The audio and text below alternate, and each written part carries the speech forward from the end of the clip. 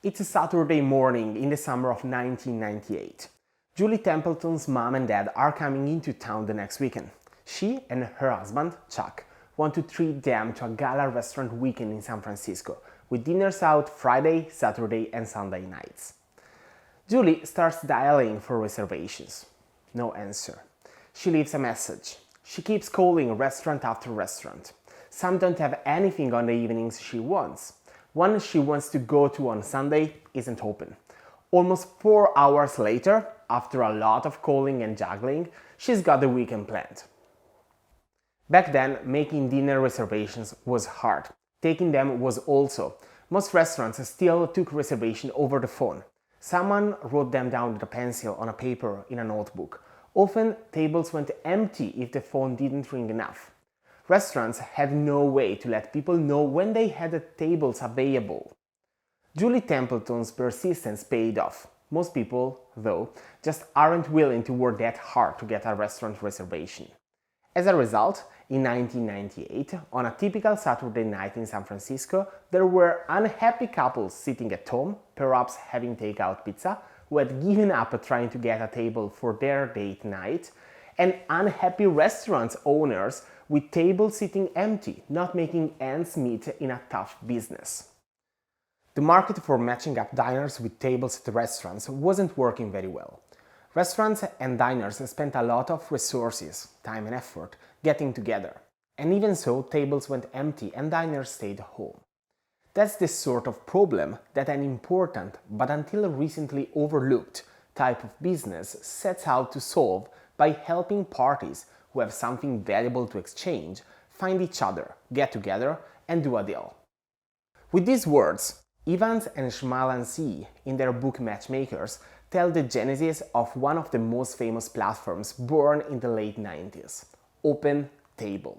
During the following year, 1999, Julie and her husband, Chuck Templeton, decided to put an end, or at least give an alternative, to what had happened the previous summer. It doesn't make sense for people to spend time looking for a restaurant that is waiting to be called, while the restaurateur is hoping to be called. Identifying this friction, the fact that two economic players are looking for each other and struggling, is the starting point of the creation of OpenTable. The promise is simple: help people make restaurant reservations and help restaurants fill empty tables as well. The initial solution was a website that would allow people to search and book a restaurant totally free of charge. It was the dawn of the new millennium, and finding funding for a website was easy, even though the dot-com bubble would soon burst. Convincing restaurants was more complex, for various reasons. Many did not have a computer, and it was difficult to convince them to buy an untested service. Julie and Chuck solved it by creating a table management system offered to restaurateurs with an installation fee and a monthly rental fee. Initially, they focused on a few cities like San Francisco, Chicago, New York, and Washington, but by the end of 2001, they were close to bankruptcy, only to go public in 2009 with a market cap on day one of $626 million. The platform was then sold to Priceline in 2014 for $2.6 billion. This brief history brings up a number of key points about the world of platforms in its simplicity. You don't need particularly brilliant or complex ideas to create a platform. The everyday problems, such as booking a restaurant that inspired Julie, makes that clear.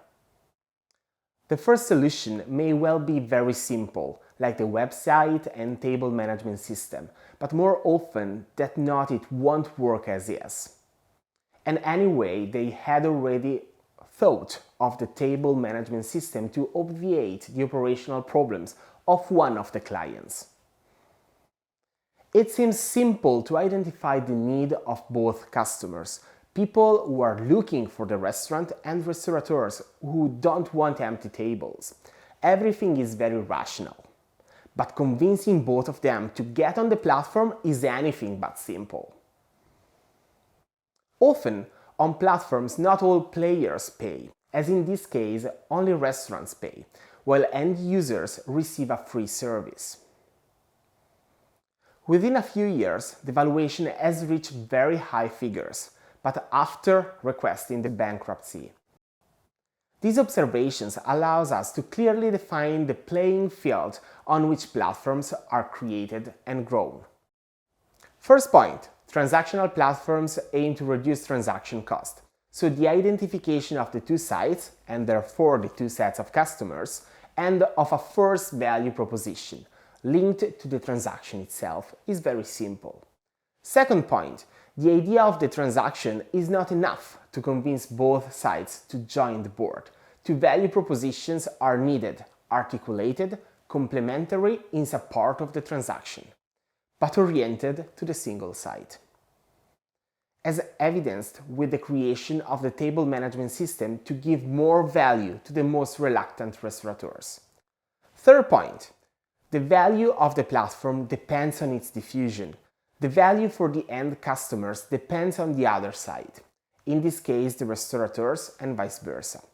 As the number of people searching for a restaurant increases, the value for restaurants to use the platform increases, and vice versa, exemplifying the concept of cross-site network externalities.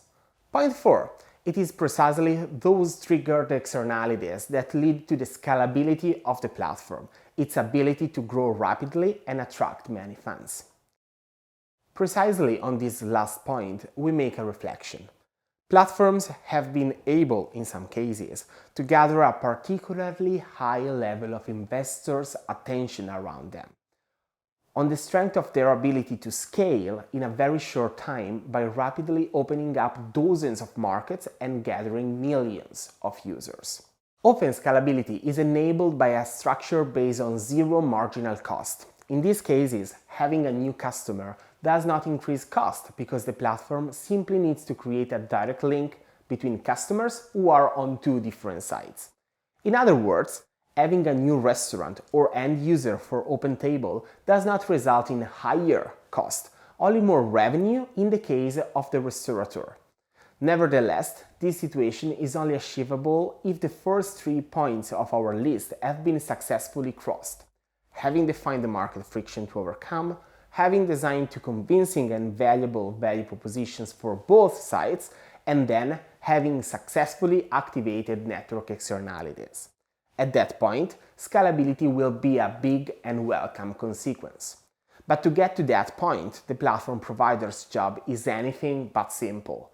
The platform looks like a matchmaker, and in the end it is, but its job is significantly more complex than creating the match between the two sides.